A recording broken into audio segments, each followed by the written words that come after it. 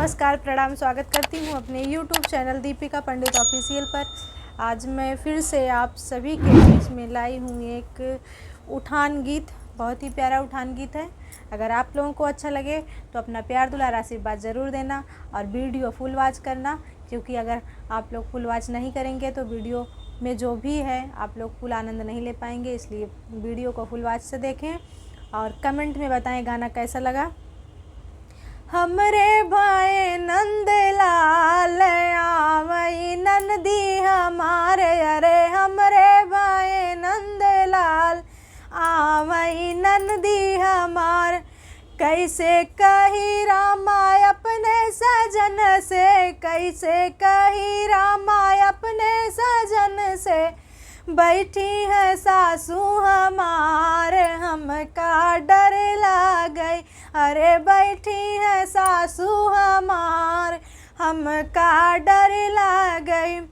हम तो कहे ननदी सिकड़ी तू लैला, हम तो कहे ननदी सिकड़ी तू लैला।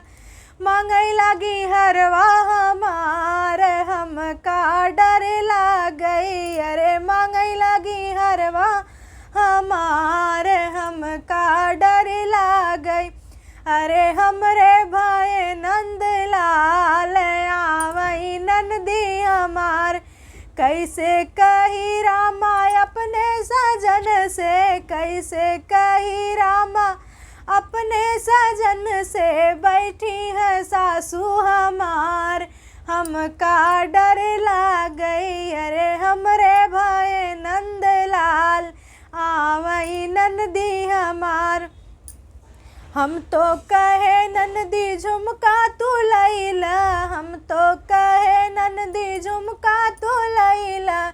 मांगई लगी नथिया हमार हमका डर लागई, अरे मांगई लगी नथिया हमार हमका डर लागई। हमरे भाई नंदलाल आवई नंदी हमार।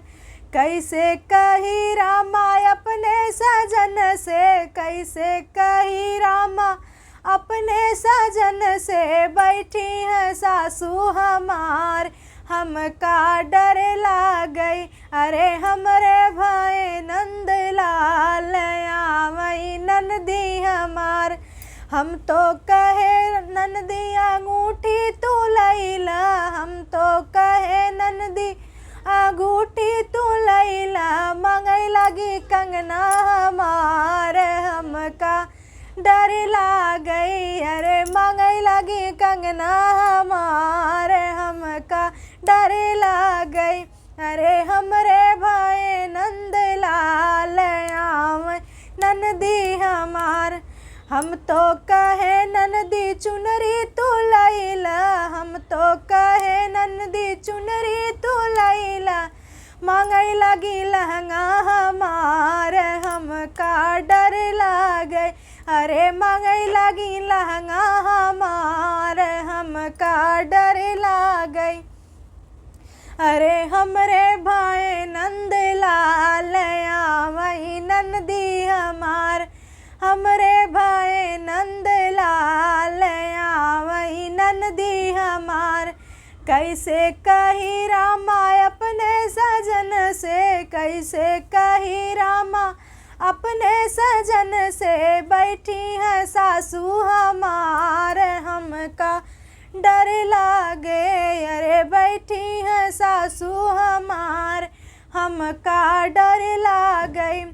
हम तो कहे ननदी सब कुछ तू लैला, हम तो कहे ननदी सब कुछ तू लैला। मांगई लगी सजना हमार हमका डर लागई, अरे मांगई लगी सजना हमार हमका डर लागई।